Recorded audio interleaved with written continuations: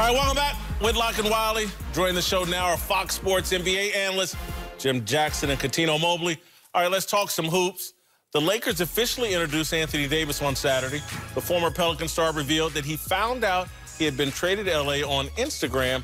Davis also said that he's confident in the new-look Lakers being a championship-caliber team, despite missing the playoffs the previous 6 seasons. I like our roster. I like, every player that we have, from 1 through 15, or 14, 1 through 14. So I'm excited about it, and, I'll put our roster up against anybody.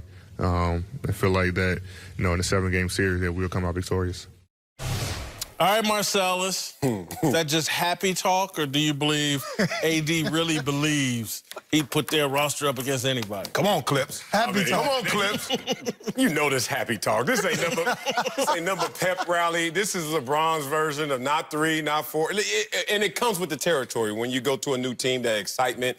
Players, we're stuck looking through a talent lens. We don't look at a player for what he is through an 82-game season. We look at Boogie Cousins walking around like, oh, he look lean, he looking ready. Boogie lost a couple pounds. Boogie gonna ball this year, but Boogie has durability issues. You can look at everyone on this roster and find a wart or two about their game and durability. That said, when you're in that moment, when he believes this fully. I go back to when I was my senior year. I remember that pep rally, and we were sitting there, and I remember looking in that front row. Jennifer Rojas, shout out to you, girl. And we gonna win league this year. Yeah, right? Well, this year, yeah. It's echoing through the gym.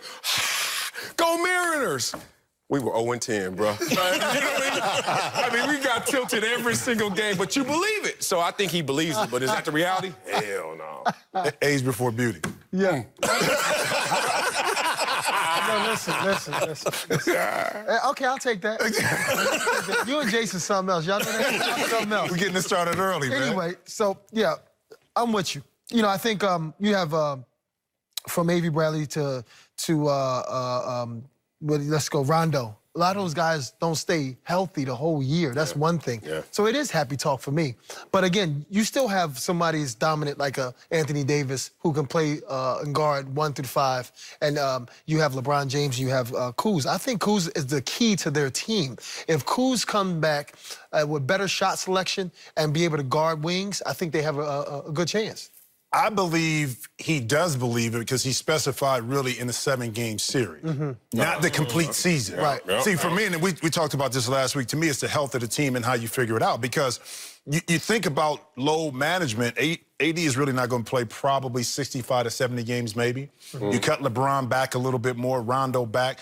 The guy who I think is going to benefit a lot is Kuzma because you got to think about the things he's been through. The first year was with Luke, rookie year. He had to change last year kind of his role on the team. And there's going to be a different role this year, but I think a better role because as those veterans sit down a little bit, Kuz is going to be the mainstay in regards to a bulk of the minutes played, whether that's with LeBron or AD. So I said this before.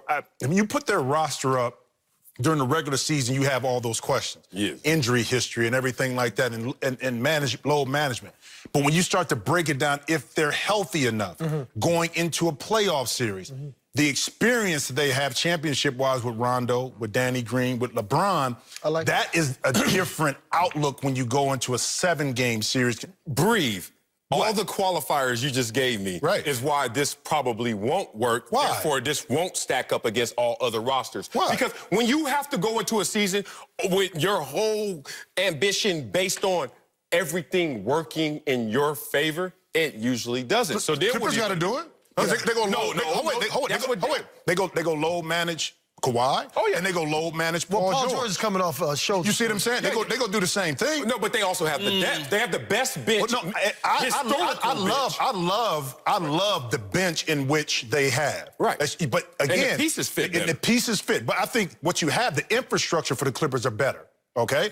But they haven't won yet. No. So Lakers haven't won yet. But collectively they haven't. Individually they have. This is New Orleans West with LeBron being on. Jim, I think you've made an excellent point, and I say that in all seriousness. I hadn't thought of it in terms of AD's actually in the right mindset. Obviously, the conversations he's had with LeBron, Pelinka, Vogel, Jason Kidd, they have a strategy, Marcellus, to we're going to ignore the regular season. Yeah. We're going to play our playoff lineups in short bursts together during the regular season. We're not, LeBron's going to probably play 33 minutes, blah, blah. And we're going to just try to make it to the playoffs. And that's where they'll really believe. What are y'all talking about? But that's where they'll really in believe. In the Western Conference, when 48 games is 8th seed, you going to ignore games? Good luck with that. You got to be 40. You're not really, but you're not his point is you're not ignoring the games. That's one. Two is when you have a LeBron James that literally haven't taken off in the summers for the past 8, 9, maybe 10 years, and now you have somebody who's dropping in weight and really working on his body, and you have an AD, and hopefully, this is my thing, hopefully you have AD and DeMarcus Cousins and the rest of those guys on LeBron's nutritional regimen and his body work. I'm thinking, listen, in the next 2, 3 months, you have something special with these guys because their mindset, like you said, their mindset can be totally different. Now, usually, even in relationships in general, if you're with toxic relationships, as Jimmy, you would notice, you get hurt because of the environment kind of thing, the stress relief. Now, when you're with this right here, you with LeBron James and AD together, I think your spirit, your energy, your everything is a lot better. So it's susceptible, your belief. So you're more, you're not susceptible to be getting injured or whatever, thinking negative. Well, take it one more step. Neither one of these guys has to carry the load, which is the key also. AD had to kind of carry the load in New Orleans. He doesn't have to do that. LeBron had to carry the load last year. So he had Boogie and didn't do much. Well, no. AD.